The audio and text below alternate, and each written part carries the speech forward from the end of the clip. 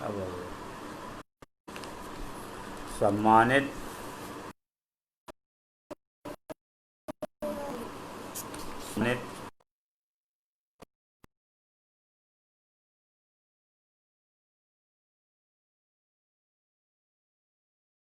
बहनें के नवयुवक एवं नवयुवतियाँ सभी को भारत भारती की तरफ से जय हिंद। आज चलते रहोगे चलते रहोगे चलते रहोगे का 9वां एपिसोड आपके सामने प्रस्तुत होगा। एपिसोड 9वां है, लेकिन भारत भारती का वार्षिक कार्यक्रम 8वां है। इस कार्यक्रम में कुछ विशेष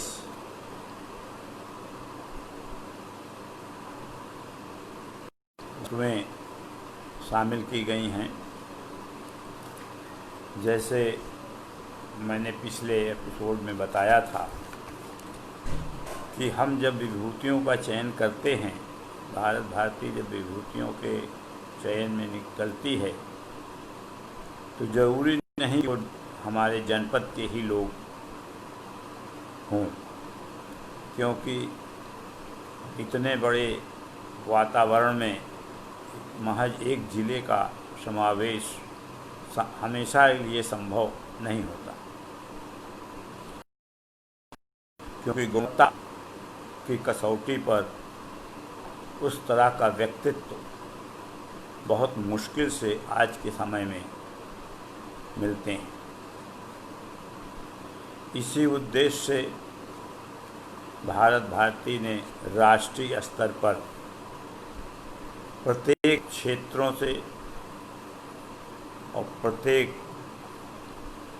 विभागों से प्रत्येक समाज सेवी संस्थाओं को लेकर का चयन करती है। हमारे द्वारा जो चयन होता है, उनको हम 4 वर्गों में विभाजित करते हैं और उन चारों वर्गों के लिए अलग अलग विभूतियों के लिए अलग अलग अलंकरण को शामिल किया गया है। हमारे 4 अलंकरण निश्चित हैं, जिसमें लोकमणि, लोकरत्न, लोकभूषण और लोकदीप। पुनः जानकारी दे रहा हूँ कि लोकमणि में हमारे प्राकृतिक गुणों से संपन्न व्यक्तियों का चयन होता है। जैसे बहुत अच्छा शिल्पकार हो, बहुत अच्छे किसान की गुणवत्ता हो, इस तरह के प्रकृति से जुड़े हुए लोगों को हम लोकमणि मानते हैं। और लोकरत्न समाज के सभी बुद्धिजीवी वर्ग में को हम लोकरत्न मानते हैं, जिसमें शिक्षक, न्यायाधीश, लेखक, साहित्यकार, व्यापारी, इस तरह के बौद्धिक वर्गों का समावेश होता है।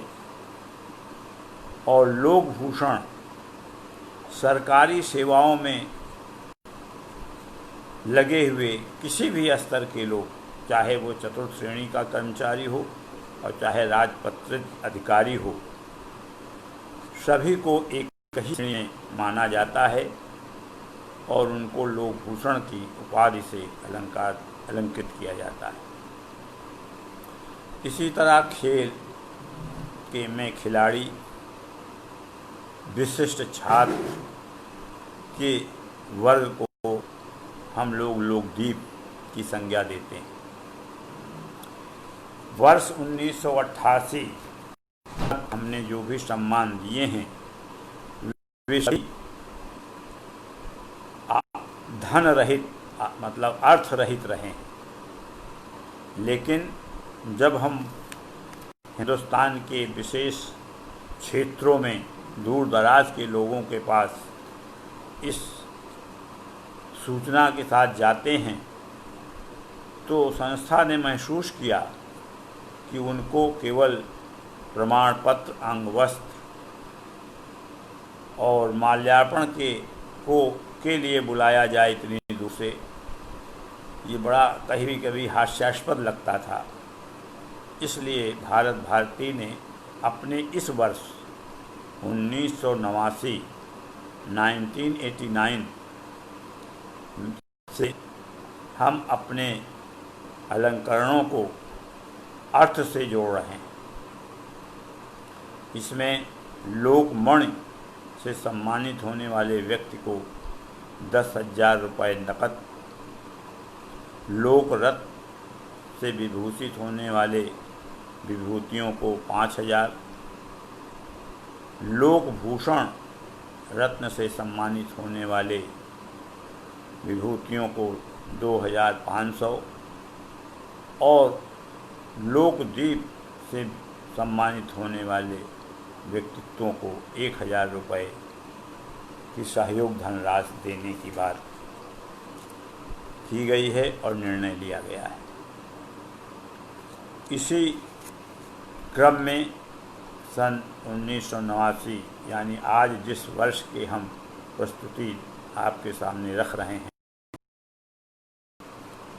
उसमें जिन विभूतियों को सम्मानित किया गया है लगभग वे सभी समाज सेवी के ही रूप में हमारे बीच शामिल हुए हैं और उन्हीं को अलंकृत किए जाने का निर्णय लिया गया है।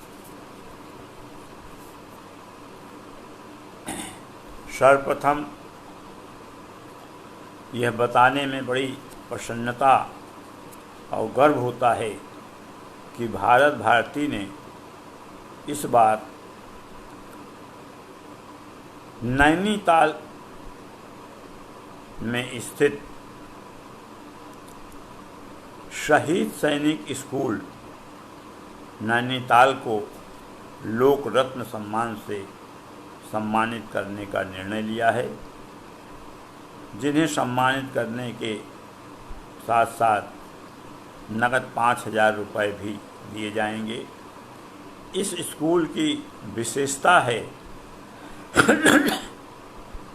कि इस स्कूल का नाम जिस उद्देश्य से रखा गया है उसी उद्देश्य के तहत यह संस्था ने निर्णय लिया है कि युद्धों में शहीद सेना के जवानों के बच्चों को निःशुल्क शिक्षा और अन्य प्रेरणास्पद कार्यों के लिए भारतीय शहीद सैनिक स्कूल काम करती। यानी जो सेना में हमारे सैनिक शहीद हो जाते हैं उनके अभिभावक यदि चाहें तो वो किसी भी देश के किसी भी कोने के हों, यदि वो शहीद सैनिक स्कूल में एडमिशन लेते हैं, प्रवेश लेते हैं, तो उनको शिक्षा के उनकी जितने भी खर्च हैं सब शहीद सैनिक स्कूल अपने फंड से निर्वाह करता है और उन्हें निःशुल्क पढ़ाता है। यह बहुत बड़ी सेवा है। इस तरह की यूनिट शायद हमारी नज़र में पहली बार आई है जो नैनीताल में स्थित है। परिवार के निःशुल्क शिक्षा देने का काम करती है। ऐसे प्रेरणादायी काम के लिए भारत भारती ने लोक रत्न सम्मान से विभूषित करने का निर्णय लिया है। उसी क्रम में प्रखर युवा कवि बद्री नारायण, जिन्हें संस्था ने लोकदीप का अलंकरण और 1000 रुपये के पुरस्कार देने की घोषणा की। यह बालक अपनी छोटी सी उम्र में कविताओं के माध्यम से जो प्रस्तुति देता है या दे रहा था, वो निश्चित ही बहुत ही मार्मिक और बहुत ही राष्ट्र भावना से ओतप्रोत ऐसे कवि को भारत भारती ने लोकदीप देने का निश्चय किया है। इसी क्रम में दहेज के खिलाफ एक सशक्त आवाज बनकर उभरी लखनऊ विश्वविद्यालय की छात्रा अल्पना वाजपेयी को भी संस्था ने लोकदीप का अलंकरण और 1000 रुपये के पुरस्कार से सम्मानित किया। इस छात्रा को दहेज के खिलाफ संघर्ष करने की प्रेरणा इसकी स्वयं की बहन अलका, जो दहेज की कुप्रथा के अंतर्गत शहीद हुई यानी मरी, ऐसे बहन को खोने के बाद इस अल्पना वाजपेयी ने निर्णय लिया कि अब हम दहेज के खिलाफ आंदोलन अपने भरसक, अपनी क्षमता भरसक करेंगे और हम आगे स्वयं विवाह नहीं करेंगे। इस तरह इस छात्रा ने दहेज के खिलाफ आंदोलन शुरू किया।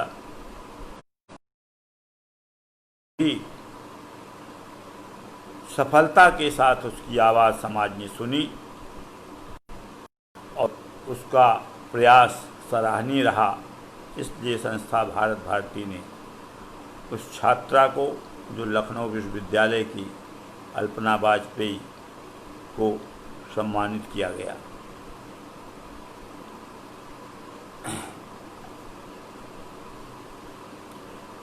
जब वो उस छात्रा को मंच पर बुलाया गया तो वह फपक कर अपनी बहन की रोने लगी और कुछ न कहने की स्थिति में सिसकियां बांधते हुए से चली गई। इसी क्रम में प्रदेश के या देश के कहिए सर्वशक्तिशाली उदयमान किसान नेता, जो मुजफ्फरनगर निवासी थे, उन्होंने किसानों के हित में एक ऐसा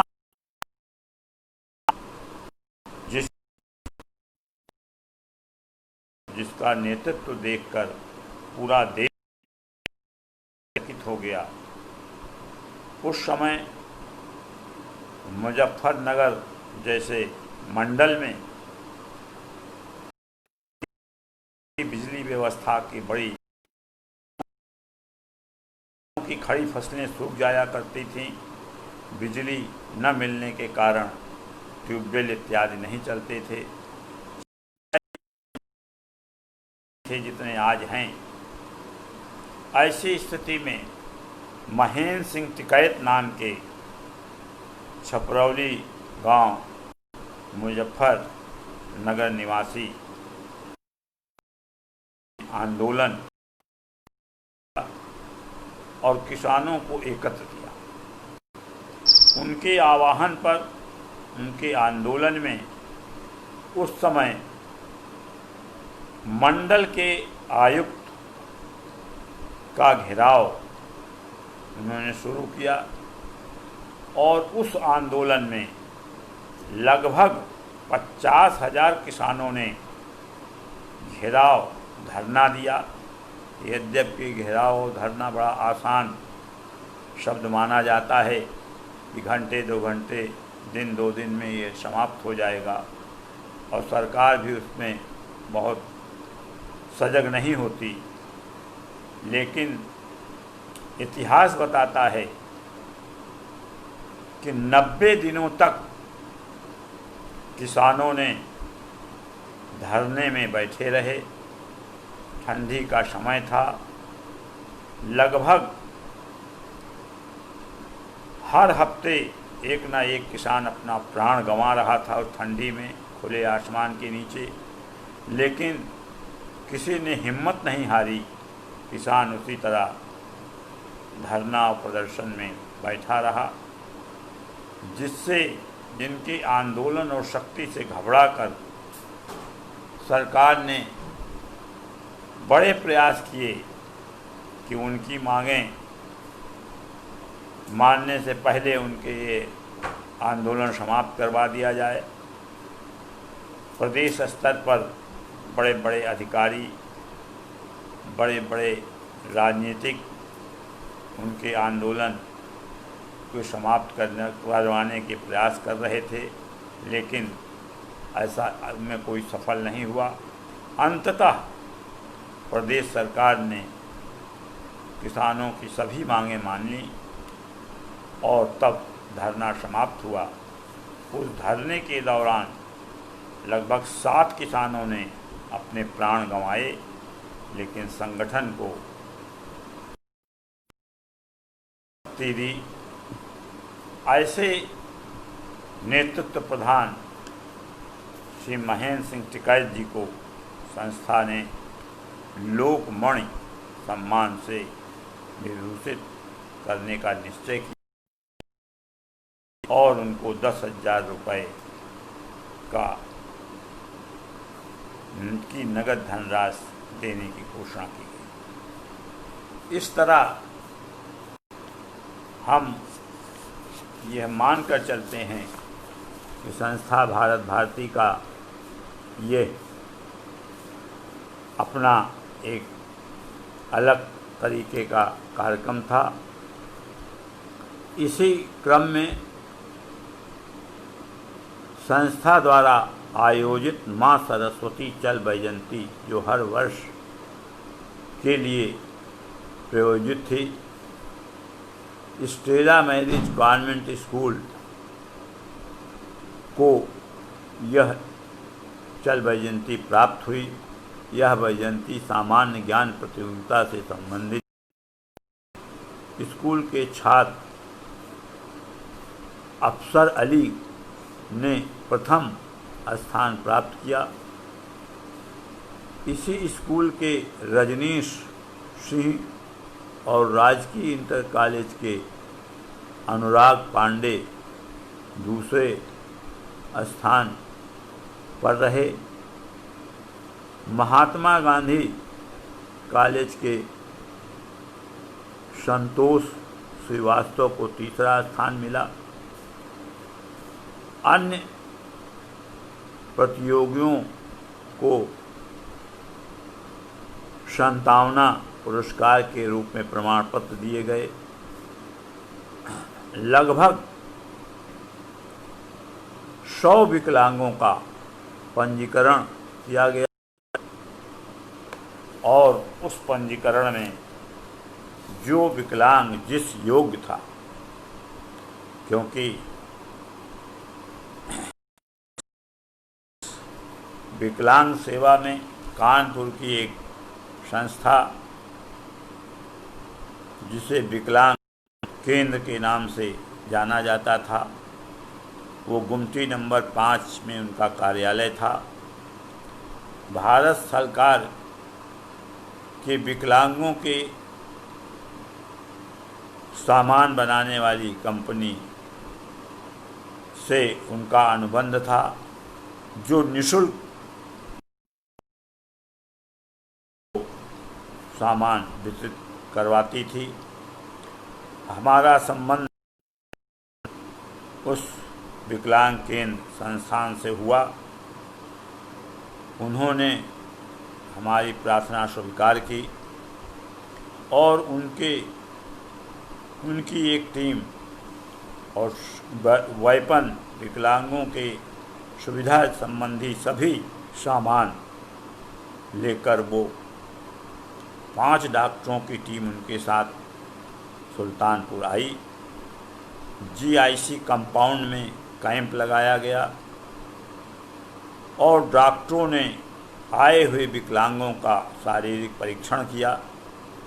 जिन विकलांगों को जैसे साधन की ज़रूरत हुआ करती थी उन्होंने अनुभव किया, देखा और उनको उन विकलांगों को वो सामान वितरित किए गए। यह आयोजन सुल्तानपुर जनपद में इतनी बड़ी संख्या का सबसे बड़ा आयोजन और भारत भारती की तरफ से यह प्रथम विकलांग सेवा कैंप था। इसकी चर्चा बहुत अच्छे ढंग से लोगों में, जनपद के कोने कोने से ऐसे ऐसे विकलांग जिनको देखकर एक बार साधारण आदमियों के रूह कांप जाते थे। भगवान का कुछ प्रकोप। एलिम्को स्थित फैक्ट्री में विकलांगों के सहयोग करती द्वारा निःशुल्क लगभग 100 विकलांगों को यह सामान वितरित किया गया। सेवा के शोक पर चढ़ते हुए भारत भारती ने अपना 8वां वार्षिक समारोह संपन्न किया। हमारी सोच, भारत भारती की सोच ये रही है कि हम उन क्षेत्रों में सेवा का कार्य करें जो जनपद सुल्तानपुर के लिए या अन्य लोगों के लिए